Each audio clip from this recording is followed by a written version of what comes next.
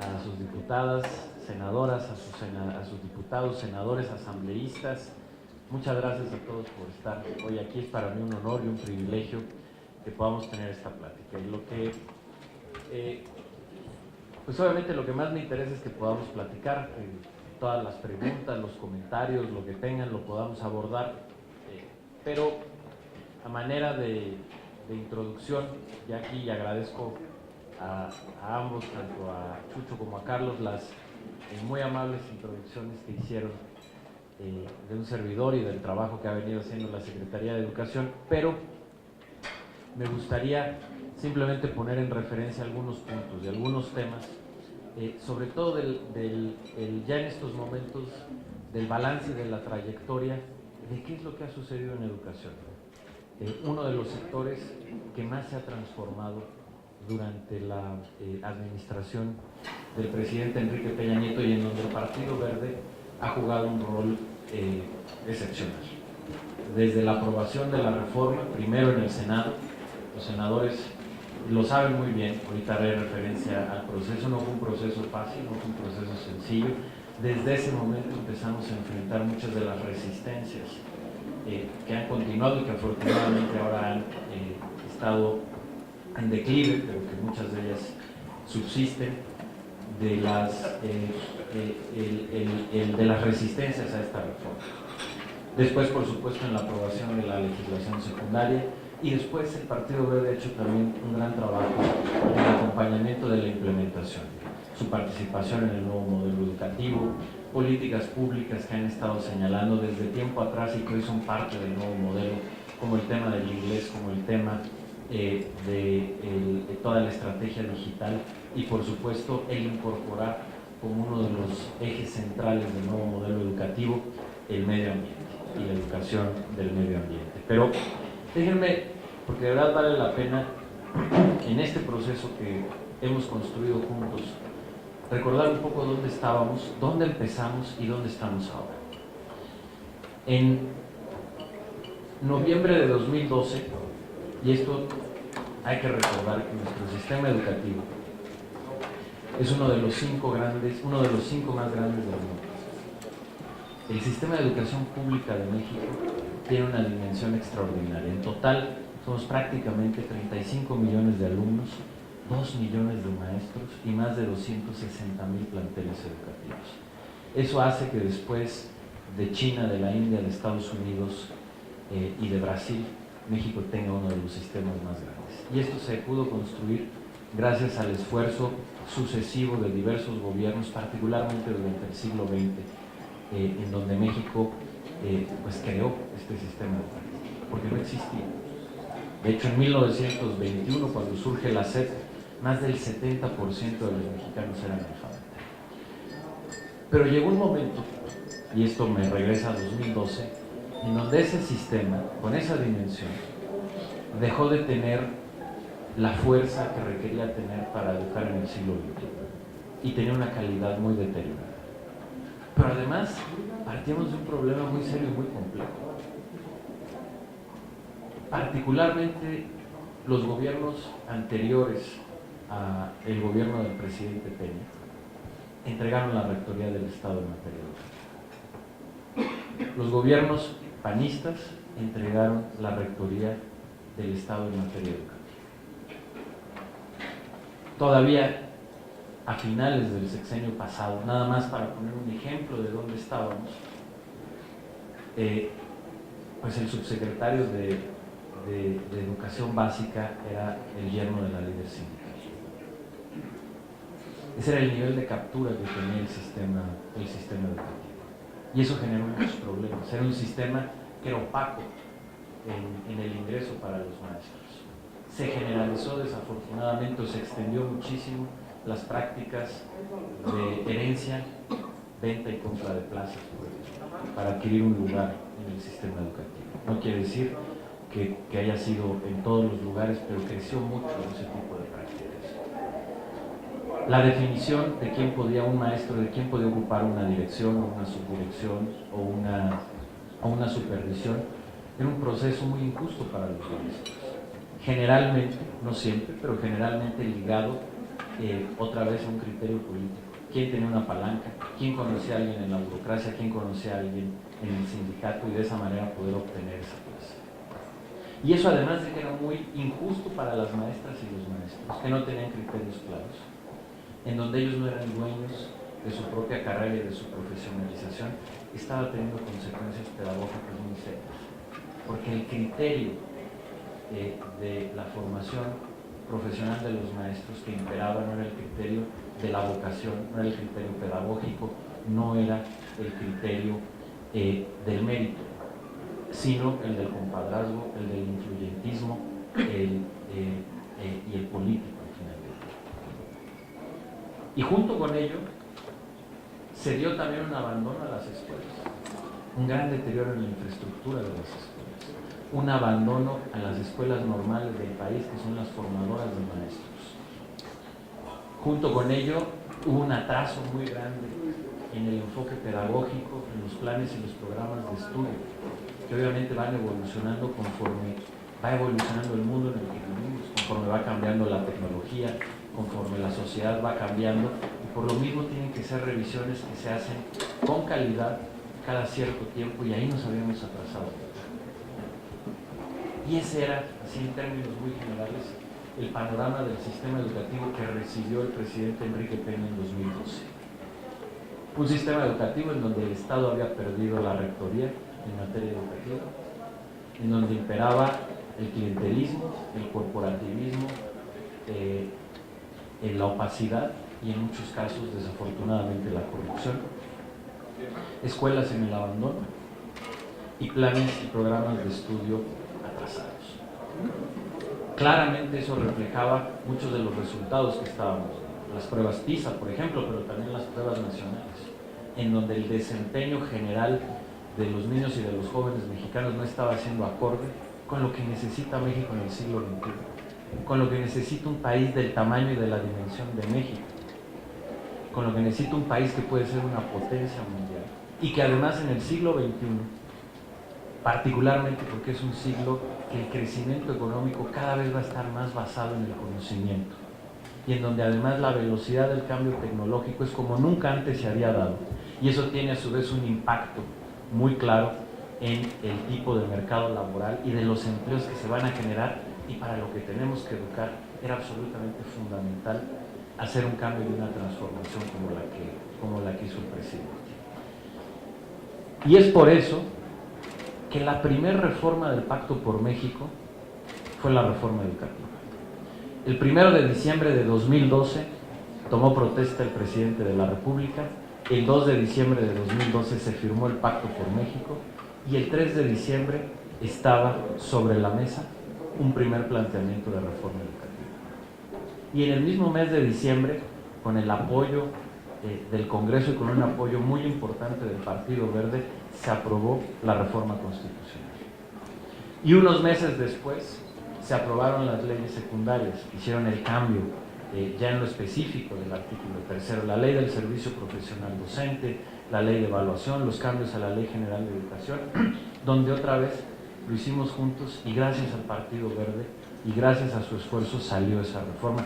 Ustedes recordarán, particularmente para los senadores, no se pudo sesionar en el Congreso. Se tuvieron que ir, creo que el centro Banamex, porque desde ahí empezaban las resistencias. ¿Por qué existían esas resistencias?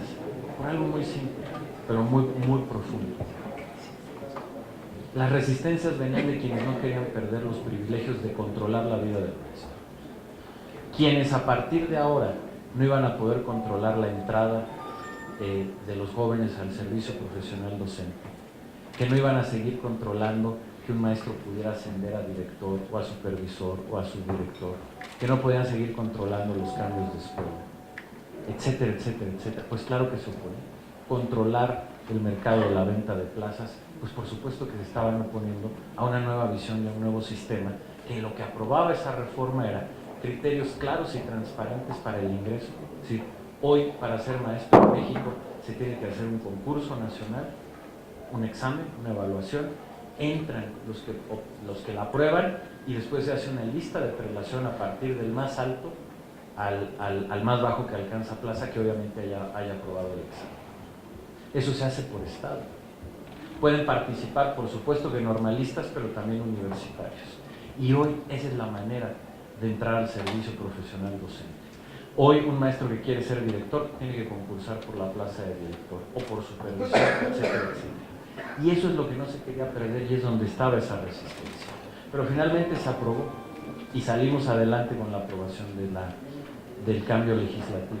Y después vino el proceso de implementación, que ha sido un proceso de implementación complejo, complicado, pero en el cual me parece que vamos avanzando. Y para eso simplemente les pongo un poco de contexto y les recuerdo lo que ha sucedido.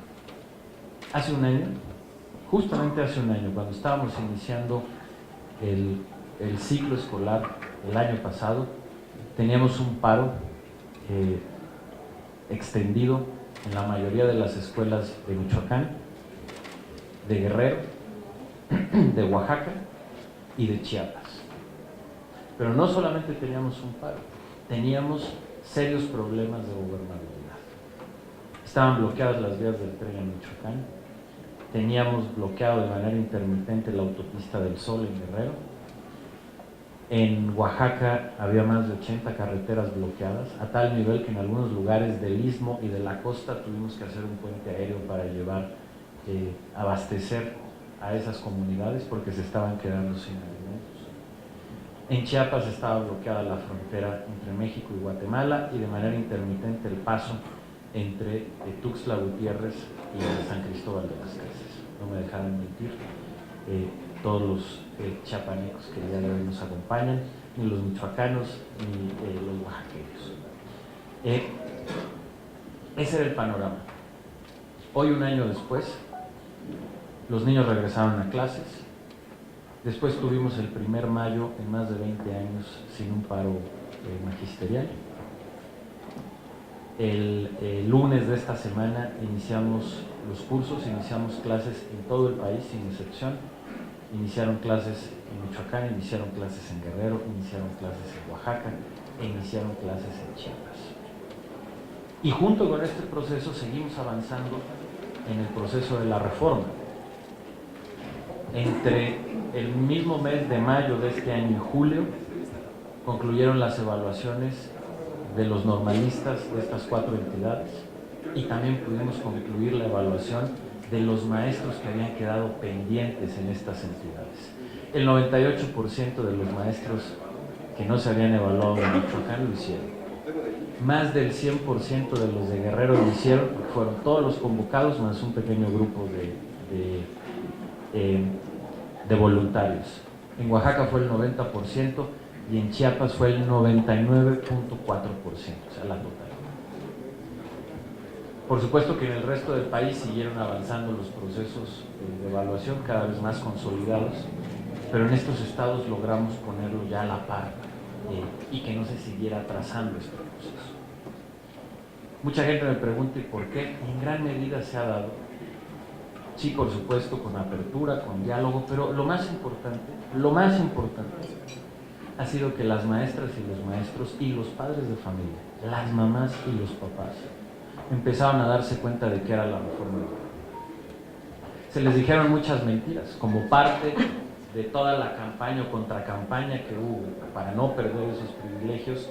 Se decía, por ejemplo, que el sistema educativo se iba a privatizar, que los libros de texto gratuito iban a dejar de serlo y les iban a costar a los padres de familia, que si los maestros iban a la evaluación iban a perder su empleo, que en la evaluación no les preguntaban de temas educativos, y así una gran cantidad de mentiras y de rumores que obviamente ante un cambio tan grande, y eso yo lo entiendo muy bien, generó una gran resistencia, preocupación, miedo entre las maestras y los maestros y también entre los padres de familia.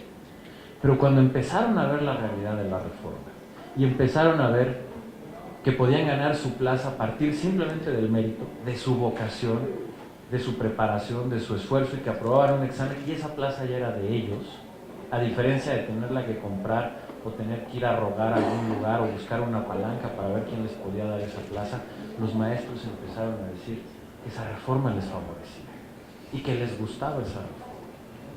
Y no se diga a las mamás y a los papás, a los padres de familia, una vez que empezaron a ver las ventajas de la reforma y la importancia de tener maestros capacitados, evaluados, hoy afortunadamente tenemos, yo diría, casi ya un movimiento de padres de familia que nos están pidiendo en las escuelas maestros que se hayan evaluado y hayan demostrado que tienen los conocimientos por algo muy simple. Todos queremos que nuestros hijos tengan a los mejores maestros. Y eso ha venido cambiando la percepción y por lo tanto también lo que está sucediendo. Y hoy, afortunadamente, esa es la realidad. Un proceso de largo plazo que ha tenido estas grandes resistencias, pero que hoy está llegando en estabilidad, en paz, a un buen puerto. Esto no quiere decir que las resistencias se hayan terminado, no quiere decir que más adelante podamos tener todavía capítulos de esto, porque son intereses muy poderosos los que se van acabando con esta reforma. Pero claramente los avances nos están permitiendo hoy tener una condición absolutamente distinta de la que tuvimos hace un año. Y junto con todo este proceso, también durante este año, logramos avanzar en la otra parte de la reforma que es absolutamente central, que es el nuevo modelo educativo, en donde también quiero agradecer, tuvimos una participación y un apoyo del Partido Verde extraordinario. Lo recordarán, lo hemos platicado en otros momentos, no entraré a detalles para poder tener ya y abrir la conversación, pero fue un proceso también de consenso. Hicimos 15 foros nacionales para conocer el punto de vista de los expertos y de los diversos sectores del sistema educativo, y a partir de eso construimos la propuesta final y definitiva del nuevo modelo educativo. Y a partir de ello hemos ido presentando las políticas específicas del nuevo modelo. Empezamos presentando cultura en tu escuela, después salud en tu escuela, después los nuevos planes y programas de estudio que hicimos con 90 expertos, los mayores expertos que tiene este país en temas pedagógicos, ya están listos. Empezamos a elaborar los nuevos libros de texto también con los mayores expertos que tiene este país, los mejores, acorde con los nuevos planes y programas de estudio. Continuamos con el inglés, la estrategia que finalmente nos va a permitir, sí, en un horizonte de 20 años, pero en un horizonte de 20 años vamos a construir el primer sistema de educación pública en Iberoamérica totalmente bilingüe. ¿Por qué? ¿Cuál es lo que nos faltaba? Formar maestros de inglés. En los programas de inglés de secundaria, desde 1926, el presidente Calles incluyó la materia de inglés. El problema es que sin maestros de inglés eso no iba a ser una realidad. Y ahora estamos con el programa que ustedes conocen de transformar a las normales en escuelas bilingües, con el concurso que vamos a hacer de las más de 1000 plazas de maestros de inglés para las normales, con niveles muy competitivos salariales y donde vamos a reclutar a los mejores, vamos a lograr ese cambio. Por supuesto, junto con ello la transformación global de las normales, la auditoría a la nómina, que es otro paso fundamental en lo que hemos hecho. Nos tomó más de un año contrastar la nómina federal de maestros, escuela por escuela. ¿Cuál era el contraste? Ver qué es lo que estábamos pagando frente al número de maestros que realmente estaban en las escuelas. Y lo que encontramos fue que había 44,000 plazas por un valor equivalente a 5,000 millones de pesos que pagábamos y que no estaban frente a él. Y que hoy lo están, o están en proceso de estarlo, porque estamos poniendo orden, transparencia, y estamos combatiendo estos problemas de opacidad y en muchos casos de corrupción que existían. Entonces, no quisiera yo extenderme más, porque lo que me interesa es poder platicar con ustedes y escucharlos, pero no quise dejar de hacer, aunque sea de manera no tan breve, pero recordar este recorrido que además hemos hecho juntos, desde el momento de la aprobación de la reforma, pasando por todas las complicaciones y las resistencias por las que hemos pasado, hasta llegar a este momento en donde tenemos los principales elementos de la reforma y del nuevo modelo educativo caminando, listos para hacer los programas piloto que nos permita poner en práctica todos estos nuevos programas para que en el siguiente ciclo escolar 2018-2019 entre el nuevo modelo educativo. Y de esta manera, el presidente Enrique Peña Nieto va a entregar en 2018 un sistema educativo radicalmente distinto al que recibió en 2012 y vamos a poder decir con toda seguridad que en estos 12 años la educación tuvo uno de los cambios más importantes de las últimas décadas y que el país está listo para su transformación a partir de la fuerza de la educación, con un sistema educativo vigoroso, ordenado, modernizado, puesto a la vanguardia y que sin duda alguna le va a permitir a México poder ser una potencia en el siglo XXI y que el siglo XXI pueda ser el siglo de México. Pues muchas gracias y estoy a sus órdenes.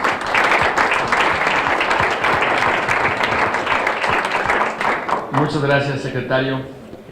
Si así me lo permite,